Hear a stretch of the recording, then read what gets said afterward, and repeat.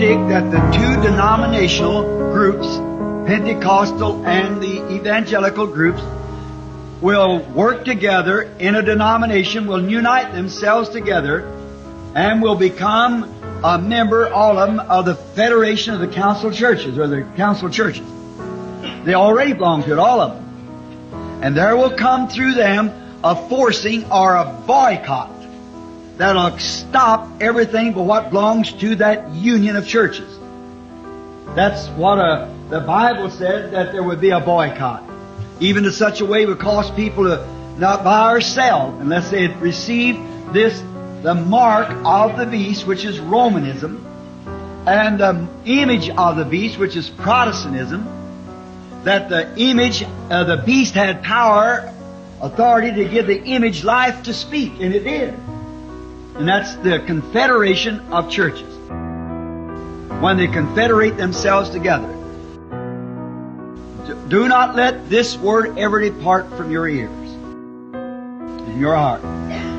Just remember, I speak in the name of the Lord.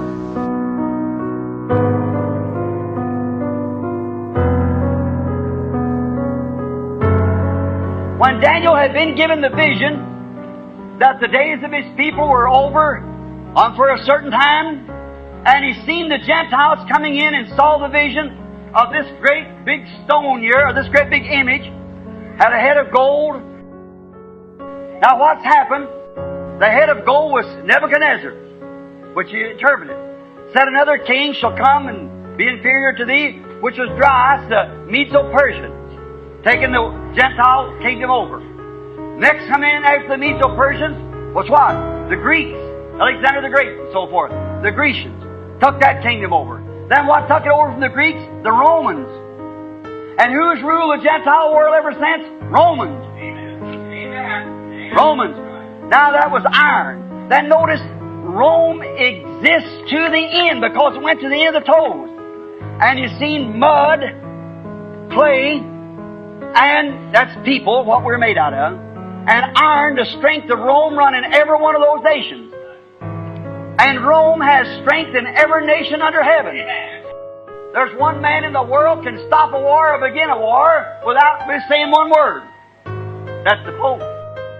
What? So he carried me away in the Spirit into the wilderness, and I saw a woman, church, setting up on a scarlet-colored beast, full of names of blasphemy, having 7 heads and 10 horns. 7 heads.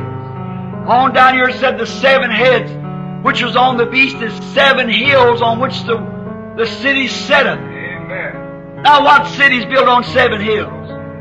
Rome. Exactly.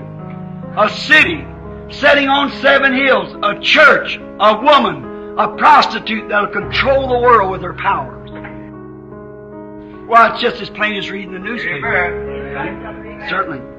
Now, and the woman was arrayed in purple and scarlet colors. The woman, the church, rich, and decked with gold and precious stones and pearls. Tell me where one of them ever paid income tax. And the beast that thou sawest was and is not, and shall ascend out of the bottomless pit, and shall go into perdition. And they that dwell upon the earth shall wonder, whose names are not written in the book of life from the foundation of the world, when they beheld the beast which was, which is not, and which yet is. See, was, one pope, dies, another one ascends. Beast which was, which is not, which is not, which is. Don't change its order. It's pope at the same time. Everything has to go in the same system. And it shall come to the bottomless pits. And the Bible said here that the leader of these fellows was from the bottomless pits, and that was their king, and he sits with a triple crown. And joining the Protestants with him. Now he gets into a place that he's going to make a universal church power. Taking religious power. Now, we find out he unites his power. Then when he becomes both state and church, ecclesiastical, then what are you going to do? He forms his own religion. And now he can do whatever he wants to. Then he has the right to put to death whosoever will not agree with him. That's exactly what he did too. Satan was kicked out of heaven. And he come down according to the Scriptures and enthroned himself. And he had power, supreme power, like that. He done all the miracles and everything that the killings and bloody fights and everything that Rome could produce. He killed by cruel Roman punishment. Remember, Jesus Christ died under the punishment of Rome. Capital punishment. They admit 68 million on the martyrology besides all those put to death outside of that. Oh, mercy. During the Dark Ages there were millions fed to lions and slaughtered in every way because they wouldn't bow down to that Catholic dogma. You know that. Notice his plans to build a super-denominational church. The World Council of Churches. A super-denominational, so that all the world will worship him, the beast, under the name of United Christianity. Would you like to read that in the Bible? Revelation 13, 6 and 8. It's a modern Tower of Babel. Don't you remember how that Nimrod, the hypocrite, built this big tower and made all the other little cities pay tribute to it? Babel and Babel is the same thing. It just changes its names as it comes on up. It's Rome now is Babylon. And the whole world's brought to Babylon. And it's brought in by the World Council of Churches, which will make every one of them bow to her. And you took the mark of the beast not knowing what you were doing. But those who are elected will hear the word and come out of it. It'll come a time where you'll either belong to an organization or you can't keep your door open. Now you see if that isn't true. It's the reason we pound it to death. Yes, sir. You and even lower than that, they'll try to stick you so bad till they won't let you buy or sell unless you've got that organization mark on you. It brings it right in. Just exactly like that. They burn them. I stood there in that arena, wept like a baby when I look up there where the gladiators would sit, and that old arena there, and see them things, and know that many of my Christian brethren was eaten by lions and tore to pieces on the ground there, and women and little children and things. And I think if they all went down in faith, would I let them down now? No, sir, brother. Hallelujah. God, let me stand for the faith that was once delivered to the saints. That same thing, no matter how unpopular.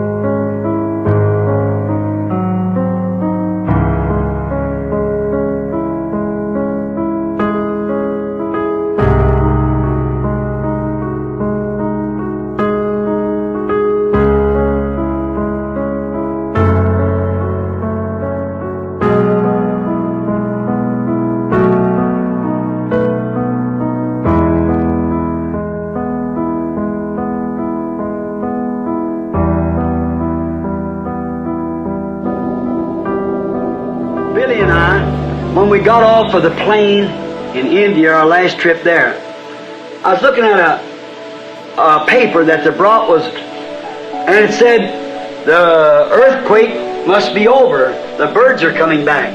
Then it give the details. There's something funny happened. India don't have woven fences like we do. They pick up rocks and make their fences. And they build all their houses out of rock, just place them up there, it's warm there, around where pretty near in India, let's get up in the mountains, and all at once something began to happen. The little birds, go into those rocks, and they build their nests and raise their young ones, and something began to happen. Every day when it would get hot, all the cattle will come around and stand under the shadow of those walls, keep cool. And all the little birds live in those places. And all of a sudden, all them little birds, for some unknown reason, they all took off. And they went out and didn't come back to their nest. They went out in the field and they sat in the trees, wherever they could get, right out on the ground. The cattle wouldn't come around. The sheep wouldn't come around. They stayed right in the field, hugged up against one another. It's a good way to do it. They knew that something was going to happen. And all of a sudden an earthquake took place and shook the walls down, the fences down, and everything else. Then the little birds began to come back. Didn't come back for 3 or 4 days, then began to come back. They said, well, the earthquakes must be over now. The birds are coming back. Why? Don't you believe that the same God that could make them birds and cattle and sheep in the days of Noah go into the ark, He's still the same God that can make them fly to safety? Is that right? Now let me say something, brother. There's something fixing to happen. And all these big old ecclesiastical walls are going to collapse. And go right back over yonder and agree, because they're going to do it as certain as I'm standing here. Listen, when you feel that little funny feeling, you get away from them walls. Get away, you'll die there. Don't do it, come out of it. Get away from all this stuff. Flee to safety as quick as you can. Ask God for mercy. I don't care how simple and humble it seems, it's a word of the Lord. You flee to Jesus Christ just as quick as you can and stay there until God fills you with His Holy Spirit. For the hour is going to come when you're going to hunt for it and it won't be there. So be sure to do it.